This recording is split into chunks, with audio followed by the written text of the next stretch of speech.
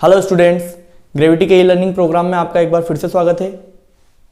और अपन क्लास 11 की फिजिक्स पढ़ रहे हैं, जिसकी 2 वीडियो हम लोग पढ़ चुके हैं। चैप्टर नंबर 2 मात्रक एवं मापन की 2 वीडियो हम लोग पढ़ चुके हैं, जिसमें हमने भौतिक राशियां क्या होती है, मात्रक क्या होता है, विमाएं क्या होती है, इसके बारे में चर्चा कर ली है बहुत अच्छे से। यदि आपने अभी तक नहीं देखी है तो लिंक डिस्क्रिप्शन में जाकर पहले उनको जरूर देख लेना, तभी आपको ये वीडियो अच्छे से क्लियर होगी। क्योंकि आज हम विमाओं के अनुप्रयोग पढ़ने वाले हैं। क्या पढ़ने वाले हैं? विमाओं के अनुप्रयोग। विमाएं क्लियर नहीं होगी तो उनके अनुप्रयोग कैसे क्लियर होंगे, ठीक है ना। तो विमाओं के अनुप्रयोग क्या होते हैं उसको हम बहुत अच्छे से आज समझेंगे, ठीक है ना। वीडियो थोड़ी लंबी होने वाली है, बस आप देखते रहिए और धैर्य रखिए तो समझना। तो विमाओं के अनुप्रयोग समझे हम, उससे पहले एक आपको छोटी सी परिभाषा समझा देता हूं मैं। शुद्ध अनुपात क्या होता है समझना। शुद्ध अनुपात, आपका जो शुद्ध अनुपात है ये क्या होता है तो समझना। ऐसी भौतिक राशि जिसमें अंश व हर, शुद्ध अनुपात एक प्रकार का अनुपात है, मतलब ऐसी भौतिक राशि जिसमें अंश और हर की जो इकाई है वो क्या हो, समान हो, ये मात्रकहीन व विमाहीन होते हैं, शुद्ध अनुपात कहलाते हैं। ऊपर से गया होगा, समझना। यहां पर एक एग्जांपल समझाता हूं। जैसे कि आपकी जो विकृति है ना, ये आपकी क्या है, मात्रकहीन व विमाहीन राशि है। तो समझना, विकृति यानी क्या होता है आपके पास में, लंबाई में परिवर्तन बटा प्रारंभिक लंबाई, ठीक है। विकृति आपकी क्या हो गई, लंबाई में परिवर्तन बटा प्रारंभिक लंबाई, अनुदैर्ध्य विकृति होगी एक प्रकार से। विकृति आप समझ सकते हो, किसी भी वस्तु में हुए परिवर्तन व वस्तु के प्रारंभिक मान के अनुपात को ही अपन क्या कहते हैं, विकृति कहते हैं। तो अपन लंबाई में परिवर्तन समझ लेते हैं, तो लंबाई में परिवर्तन बटा प्रारंभिक लंबाई है तो लंबाई ना, इसका मात्रक क्या बनेगा, लंबाई का मीटर। प्रारंभिक लंबाई ये भी है तो लंबाई, इसका मात्रक क्या बनेगा, मीटर। अर्थात वे राशियां जिनमें अंश व हर की इकाई यानी कि मात्रक क्या हो, समान हो, क्या कहलाता है, शुद्ध अनुपात कहलाता है। देखो इससे कट जाए, कितना आ जाएगा, 1। जब 1 आ गया और अपन ने बोला था संख्याएं 1 2 3 4 सभी मात्रकहीन होती है, मतलब विकृति क्या हो गई, मात्रकहीन हो गई व विमाहीन हो गई। यदि मैं यहां पर परिभाषा लिखाऊं शुद्ध अनुपात की तो क्या लिखाऊंगा, शुद्ध अनुपात है ना, जिनमें अंश व हर की इकाई या फिर मात्रक क्या हो, समान हो, ठीक है ना। ये मात्रक नहीं हो, विमाहीन नहीं है, होती है, शुद्ध अनुपात कहलाता है। शुद्ध अनुपात कहलाता है। जैसे एग्जाम आप लिख सकते हो विकृति या कोण, ठीक है ना। तो मतलब क्लियर हो जाना चाहिए शुद्ध अनुपात क्या है, जिसमें अंश की और हर की मात्रक क्या हो, इकाई समान हो, तो मतलब कि उसकी मात्रकहीन हो जाएगी और विमाहीन हो जाएगी। अंश और हर समान होगा तो कट जाएगा ना, मात्रकहीन और विमाहीन। बहुत अच्छा, शुद्ध अनुपात क्लियर हुआ होगा। इसके बाद हम एक इंपॉर्टेंट हेडिंग देखते हैं। मैं विमाओं के अनुप्रयोग पर ले जाऊं आपको, उससे पहले एक चीज और देख लेना आप। संगतता का सिद्धांत पेपर में आता है, पूछा जाता है। संगतता का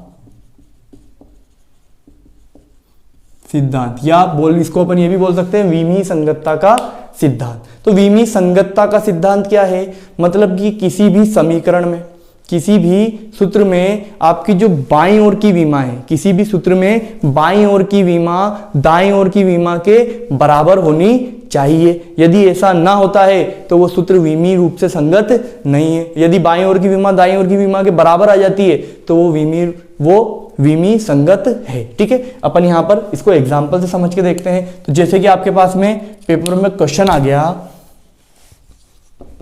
कि v बराबर u प्लस AT, सूत्र समीकरण v बराबर u प्लस AT विमी संगत है, सिद्ध करो, ठीक है। तो इसको विमी संगतता बतानी है, उसने बोल दिया संगत है, मतलब कि बराबर तो होगा, क्योंकि सिद्ध करना है अपन को, तो समझने की कोशिश करना। तो इसकी अपन ने परिभाषा क्या बोली, बाईं ओर की विमा दाईं ओर की विमा की क्या होगी, बराबर होनी चाहिए। तो बाईं ओर स्थित राशि ये लिख ली मैंने। ये क्या है आपके पास में v, अंतिम वेग, कौन सा वेग, अंतिम वेग, u क्या है आपका प्रारंभिक वेग, a क्या है आपका त्वरण, t क्या है आपका समय। नाम याद होने चाहिए, ठीक है। तो बाईं ओर में स्थित कौन है, v है, और इधर दाईं ओर में स्थित कौन है, u है। इसको पूरे को नहीं लिखना है, ये इसके बराबर होना चाहिए और ये इसके भी बराबर होना चाहिए, ठीक है। तो v, अब v की विमा, v क्या है, वेग है। वेग की विमा आप जानते हो, कल लिखवा चुका हूं आपको मैं, मीटर प्रति सेकंड मात्रक होता है, तो विमा क्या हो जाएगी L1 t-1, विमा क्या हो जाएगी L1 t-1। इधर देखो u, ये भी तो वेग ही है, चाहे प्रारंभिक हो चाहे अंतिम हो, विमा तो वही होगी L1 t-1। तो देखो बराबर आ गई क्या, यहां तक तो अभी तक संगत चल रहा है, अपनी समीकरण विमी संगत है। इसको और चेक कर लेते हैं, v बराबर at, v क्या है, वेग है, और वेग की विमा क्या होती है L1 t-1। बहुत अच्छे। a क्या है, त्वरण है, त्वरण की विमा क्या होती है L1 t-2, और समय की विमा t1, तो L1 t-1,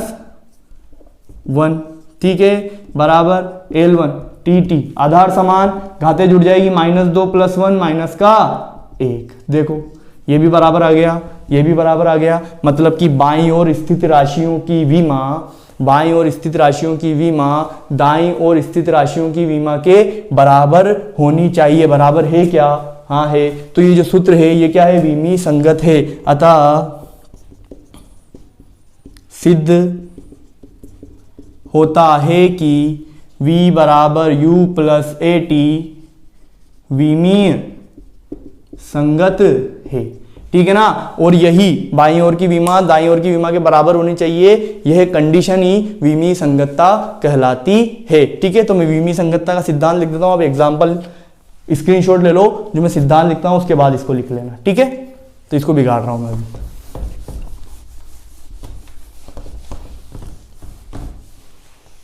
देखना विमीय संगतता का सिद्धांत क्या कहता है, इस किसी भी समीकरण में बाईं ओर स्थित राशियों की विमा दाईं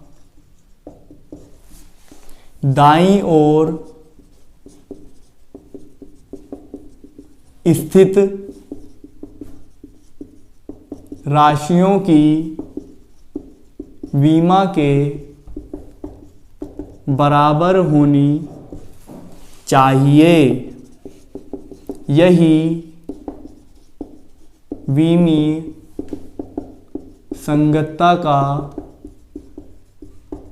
सिद्धांत है। बात समझ में आ गई क्या, किसी भी समीकरण में बाईं ओर स्थित राशियों की विमा दाईं ओर स्थित राशियों की विमा के बराबर होनी चाहिए, यही विमीय संगतता का सिद्धांत है। जैसे कि आपको एक और समीकरण दे दी जाए कि ये दे दिया आपको, हाफ mv बराबर है mg h के, इसको सत्यता की जांच करो, सत्यता की जांच करो कि ये समीकरण रियल में हो सकती है या नहीं हो सकती है। इस विमा की सहायता से अपन ये पता लग सकते हैं कि ये समीकरण आखिरकार होती भी है या नहीं होती है, ठीक है। तो समझना ये राशियां इसके बराबर आनी चाहिए, इसकी विमा तो m और ये v। m तो क्या है, द्रव्यमान है, द्रव्यमान की विमा क्या हो जाएगी आपके पास में m1। v क्या है, वेग है, वेग की विमा क्या हो जाएगी L1 t-1, ठीक है क्या, बराबर। इधर देखो m क्या है, द्रव्यमान, m1 हो गई अपने पास में विमा mg है, जिसको यहाँ इससे कोई मतलब नहीं है, तो अचर है ना, अचर राशियों की विमा नहीं होती है, ध्यान रखना। यहाँ समझना m1 g गुरुत्वीय त्वरण, त्वरण और गुरुत्वीय त्वरण की विमा सेम ही होती है, L1 t-2, h क्या है, ऊंचाई, तो फिर एक और बार क्या आ गया, L1 आ गया। हल करके देखते हैं, तो m1 L1 t-1 बराबर m1 L1 और L1 क्या हो जाएगा, L2 हो जाएगा, t-2 हो जाएगा। क्या विमाएं बराबर दिख रही है क्या, इधर एक है इधर एक है, चलो ठीक है, इधर एक है लेकिन इधर दो है, इधर -1 है इधर -2 है, तो विमाएं बराबर है क्या, नहीं है। तो ये जो सूत्र दिख रहा है आपको mv बराबर mgh, ये विमीय संगत है क्या, नहीं है ना। तो अपन क्या लिख देंगे, सत्यता की जांच में असत्य, ये सूत्र गलत है, ऐसा सूत्र नहीं हो सकता, अर्थात उपरोक्त दिया गया सूत्र विमीय संगत नहीं है। विमीय संगतता की जांच कर सकते हो नहीं कर सकते हो, क्लियर हो गया ना? नहीं समझ में आया है तो एक बार वीडियो को वापस रिवर्स ले जाना और फिर से देखना, ठीक है? क्लियर हो जाएगा विमीय संगतता सिद्धांत बहुत अच्छे से। चलो तो अब अपन जो है विमाओं के अनुप्रयोग पढ़ते हैं। क्या पढ़ते हैं? विमाओं के अनुप्रयोग। तो देखना, इसका फोटो लेना चाहते हो तो ले लो, लिख लो अच्छे से।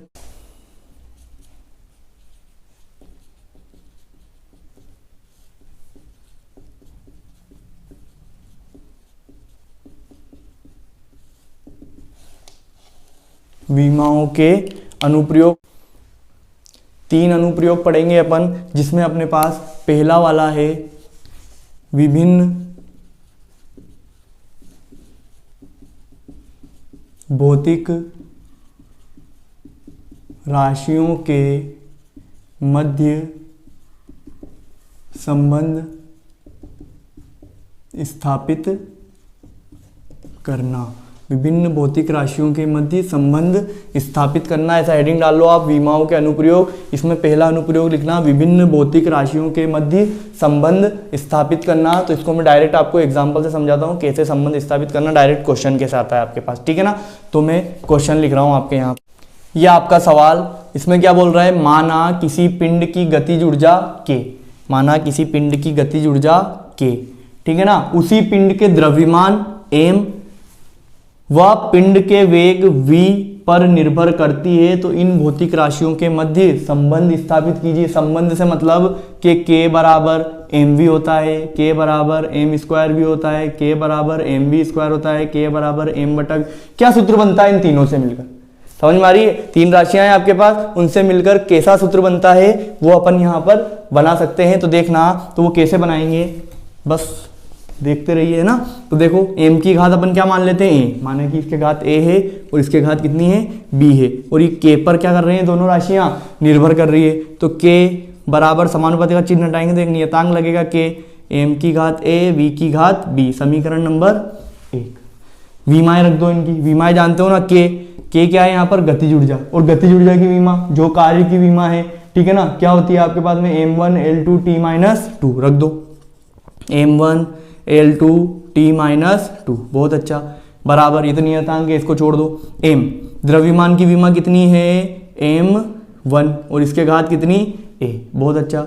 वेग की विमा कितनी है?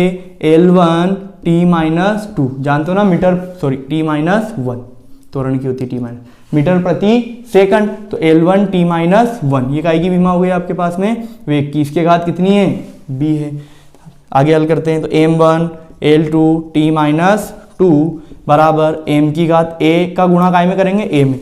x की घात आपके पास में 2 है और उसके घात भी 4 है। तो क्या करते हो आप? x की घात 4 दूना 8, गुणा कर लेते हो ना। तो देखो घात के ऊपर घात लगी हुई है, a का गुणा 1 से करेंगे तो a हो जाएगा। आगे चलते हैं अपन, l की घात 1, इसका b से गुणा होगा तो क्या हो जाएगा? b, t की घात माइनस का b, बहुत अच्छा। आगे चलते हैं अपन, तो देखना, तो m1 L2 t-2, बहुत अच्छा। तो बराबर m की घात a, l की घात b और t की घात माइनस b। घातों की क्या कर लेते हैं अब अपन? घातों की तुलना करने पर, घातों की क्या कर लेते हैं? तुलना। तो घाते देखो, इसकी घात 1, यहाँ भी m के घात a, तो देखो आधार समान है, तो घातों की तुलना कर रहे हैं अपन। तो a किसके बराबर हो जाएगा? 1 के बराबर हो जाएगा। b किसके बराबर हो जाएगा? 2 के बराबर हो जाएगा। माइनस b किसके बराबर हो जाएगा? -2 के। तो यहाँ लिख लेंगे घातों की तुलना में कि 1 मतलब कि a बराबर है किसके? बोलो 1 के, है ना? b बराबर है किसके? 2 के। माइनस b बराबर है किसके? -2 के। देखो माइनस माइनस कट गया, वैसे ही b बराबर मतलब क्या आ रहा है अपने? 2 आ रहा है। a का मान पता पड़ गया क्या? 1। b का मान पता पड़ गया क्या? 2। a व b का मान समीकरण 1 में रखने पर, तो रख दो भाई साहब समीकरण नंबर 1 ये रही आपके पास में। तो k बराबर स्मॉल k, m की घात कितनी? a, और a का मान कितना है? 1 है, ठीक है ना? b की घात कितनी? 2, b है तो b का मान कितना है? 2, ये रख दी मैंने 2। तो k बराबर आपके पास क्या आ जाएगा? k, m की घात 1 मतलब m और v स्क्वायर। देखो सूत्र बन गया। और आप लोग गतिज ऊर्जा का सूत्र भी जानते हो, यदि आपने 10वीं क्लास में पढ़ा हो, तो k बराबर हाफ mv स्क्वायर। देखो mv स्क्वायर संबंध आ गया ना, k की जगह आधा आ जाएगा, नियतांक की तरह नियतांक आ जाएगा। तो k बराबर हाफ mv², k बराबर mv²। तो अपन ने देखो उसने अपन को केवल प्रश्न दिया था कि k द्रव्यमान और वेग पर किस प्रकार निर्भर करता है, इसकी संबंध स्थापित करना था, अपन ने कर दिया। क्या किससे करा? विमाओं की सहायता से कराना, इसलिए विमा का क्या हो गया, ये उपयोग हो गया। पहला उपयोग क्या है? विभिन्न भौतिक राशियों के मध्य संबंध स्थापित करना, जो अपन ने कर दिया। मेरे पास और भी सवाल है, आप इसका फोटो लीजिए, अपन अगला सवाल करते हैं फिर।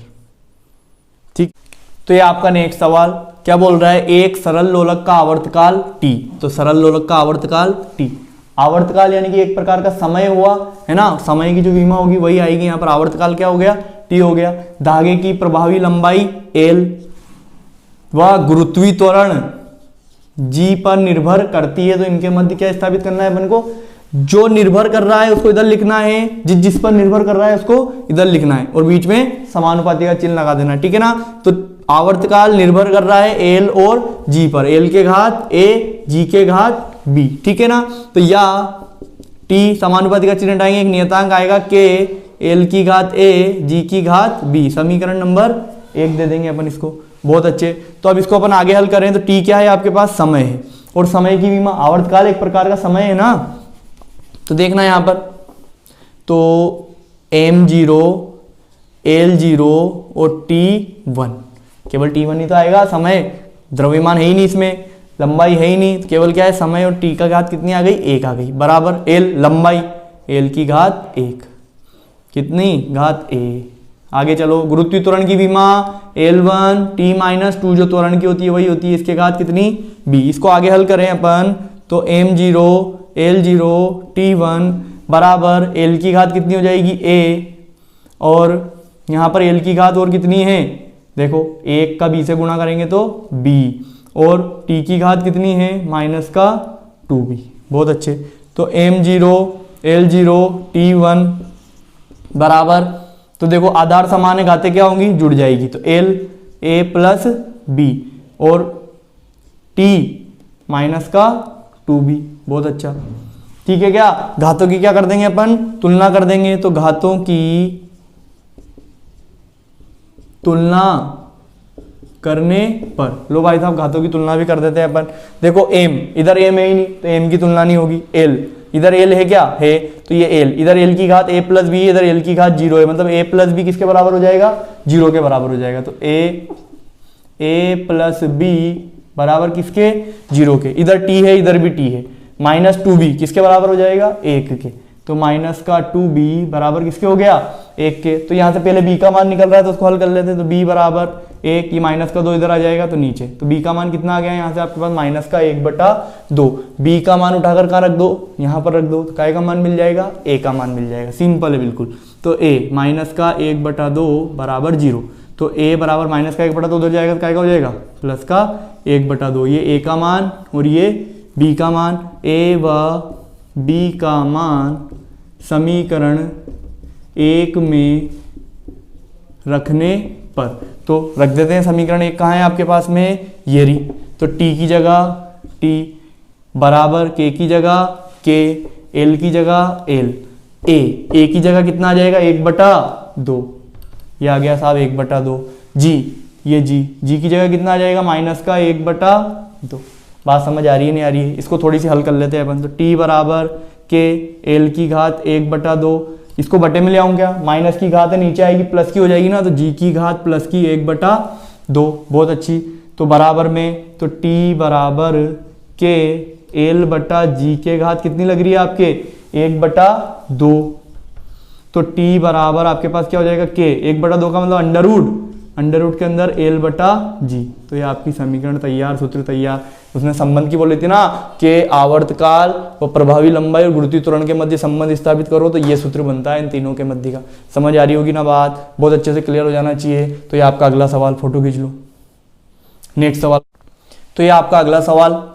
ठीक है। क्या बोल रहा है? वायु में ध्वनि का वेग v, वायु दाब p व वायु के घनत्व d पर निर्भर करता है। तो देखेंगे अपन इसका सॉल्यूशन कि वायु में ध्वनि का वेग जो v है वो निर्भर कर रहा है किस पर? वायु दाब p, इसकी घात a ले लेते हैं, तथा वायु के घनत्व d, ये d इसके घात b ले लेते हैं, इस पर निर्भर करता है।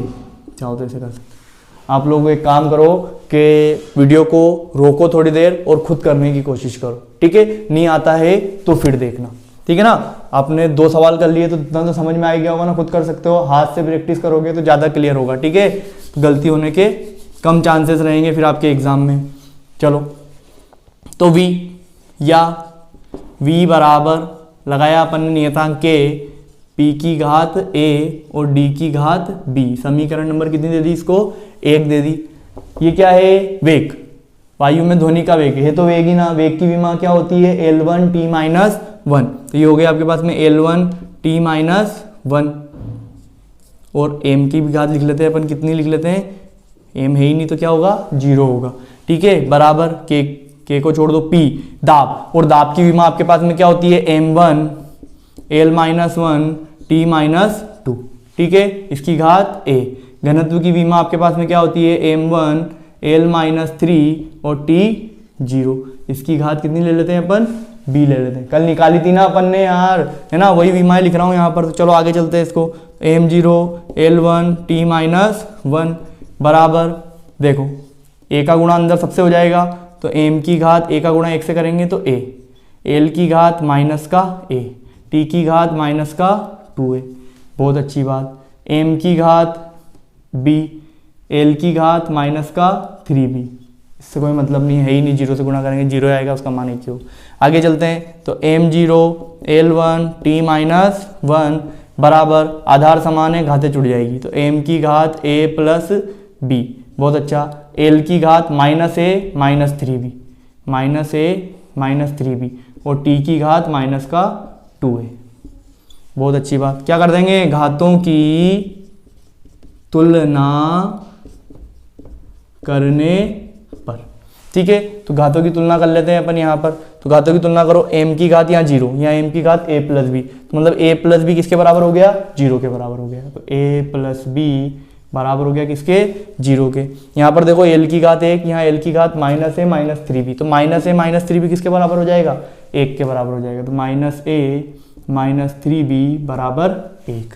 एक और है अपने पास में t की घात माइनस 1 t की घात माइनस 2a, तो माइनस 2a किसके बराबर हो जाएगा? माइनस 1 के। तो यहाँ पर लिख लेते हैं अपन माइनस का 2a बराबर होगा माइनस 1 के। देखो माइनस 2a बराबर, यही वाला आपको आंसर देने में आसानी रहेगी, ठीक है। इससे करो तो माइनस से माइनस बर्बाद, a का मान 1, 2 का जाएगा बटे में, a का मान तो मिल गया, ठीक है। a का मान उठा के इस समीकरण में रख लो और आसानी हो गई।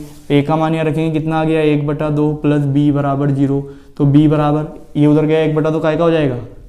माइनस का 1/2। b का मान भी मिल गया क्या? a का मान और b का मान ही तो चाहिए था, इसकी जरूरत ही नहीं पड़ी अपन को। चाहो तो इस a के मान को यहाँ भी रख के देख लेना, यहाँ से भी b का मान यही मिलेगा आपको, माइनस का 1/2 ही, ठीक है। तो a व b का मान समीकरण 1 में रखने पर रख देते हैं। देखना तो v, ये रहा v बराबर k, ये रहा k, p की घात a, और a की जगह क्या आएगा इस बार? 1/2। d की घात b की जगह क्या आएगा? माइनस का 1/2। तो v बराबर k, p की घात 1/2। ये माइनस वाला नीचे ले आऊंगा तो काय का हो जाएगा?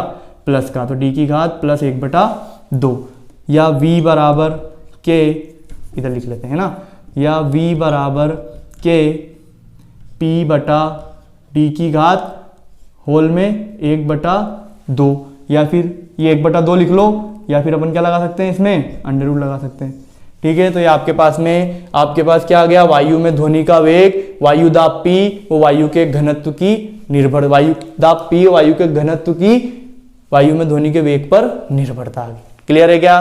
तो ये सवाल है, आप सूत्र बना सकते हो। बस आपको क्या याद होनी चाहिए? विमाएं याद होनी चाहिए। और विमाएं कैसे बनाते हैं ये मैंने आपको बहुत अच्छे से सिखा दिया है, ठीक है ना। तो ये आपके कुछ एक एग्जाम्पल है। और करें क्या? और एग्जाम्पल ले लेते हैं। देखो अगला सवाल, तो ये लो भाई साहब आपका अगला सवाल, देखेंगे इसको, संबंध स्थापित करेंगे, करके देखते सॉल्यूशन।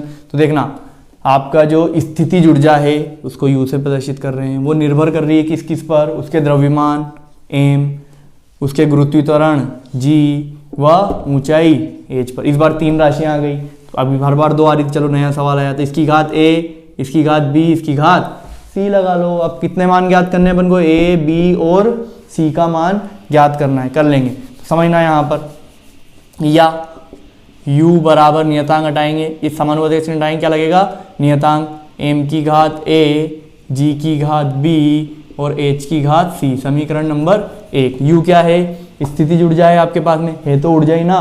कार्य ऊर्जा की विमा m1 L2 t minus 2 m1 L2 t minus 2, बहुत बढ़िया, बराबर द्रव्यमान की विमा m1 इसकी घात a, त्वरण की विमा गुरुत्वीय त्वरण त्वरण एक ही बात है, तो L1 t माइनस 2 इसकी घात b, ऊंचाई की विमा ऊंचाई यानी कि एक प्रकार की लंबाई, और लंबाई की विमा L1 इसकी घात c। बहुत अच्छे, आगे चलो, तो m1 L2 t माइनस 2 बराबर m की घात a का 1 से गुणा करेंगे तो a, l की घात a का b से गुणा करेंगे तो b, t की घात माइनस का 2b, ठीक है, और यहाँ पर l की घात c। चलो c भी आ रही है कि नहीं आ रही है, अब c भी मिल जाएगा आपको, तो m1 L2 t माइनस 2 बराबर m a, l आधार समान है, घातें क्या होगी जुड़ जाएगी, l की घात b प्लस c, t की घात माइनस का 2b। क्या कर देते हैं अब अपन, घातों की तुलना करने पर, लोग कर देते हैं भाई साहब घातों की तुलना, तो कर दो, देखो m समान आधा, तो इसकी घात 1, इसकी यहाँ पर घात a, तो 1 किसके बराबर हो गया, 1 के बराबर हो गया, a बराबर 1, a का मान तो मिल गया। आगे चलो, यहाँ l यहाँ l, b प्लस c, यहाँ पर घात 2, तो b प्लस c किसके बराबर हो जाएगा 2 के, तो b प्लस c बराबर हो गया किसके 2 के। एक और देखो, माइनस का 2b किसके बराबर हो गया माइनस के 2 के, तो माइनस का 2b बराबर हो गया माइनस के 2 के। हल कर लो, a यहाँ से तो मान मिल नहीं रहा, यहाँ से मिलेगा, तो b का मान क्या हो जाएगा, माइनस से माइनस बर्बाद, b बराबर 2/2 कट जाएगा, तो b बराबर कितना आया 1, b का मान भी कितना मिला 1, b का मान यहाँ पर रख दो, तो 1 प्लस c बराबर 2, c बराबर 2, प्लस का 1 उधर जाएगा, माइनस का 1 बनेगा, c बराबर कितना आ गया 1, a का मान भी 1, b का मान भी 1, c का मान भी 1, a b व c का मान समीकरण 1 में रखने पर, लो भाई साहब रख देते हैं समीकरण 1 ये, तो ये u बराबर के m की घात 1, g की घात 1, h की घात 1, तो u बराबर के mgh, सूत्र बन गया स्थिति ऊर्जा का, u बराबर mgh, होता भी ये सूत्र, ठीक है ना। तो आप संबंध स्थापित कर सकते हो, आपको कोई राशियां दे रखी हो, उनकी निर्भरता दे रखी हो, और आपको बस विमा याद होनी चाहिए, विमा याद है तो आप संबंध स्थापित कर सकते हो, चेक कर सकते हो आपने जो सूत्र लगाया वो सही है या नहीं है, ठीक है। तो ये क्लियर हो गया होगा आपको, मैंने इतने 4 एग्जाम्पल करवा दिए आपको, और भी बहुत सारे एग्जाम्पल है, यदि आप और समझना चाहते हो तो मुझे कमेंट में जरूर बताएं, ठीक है ना, और करने की कोशिश करना, फिर भी नहीं आता है तो मुझे बताना। तो ये आपका विमाओं का जो पहला अनुप्रयोग खत्म हुआ, विभिन्न भौतिक राशियों के मध्य संबंध स्थापित करना, बाकी के जो 2 अनुप्रयोग है उसको हम नेक्स्ट वीडियो में पढ़ेंगे। तो आज के लिए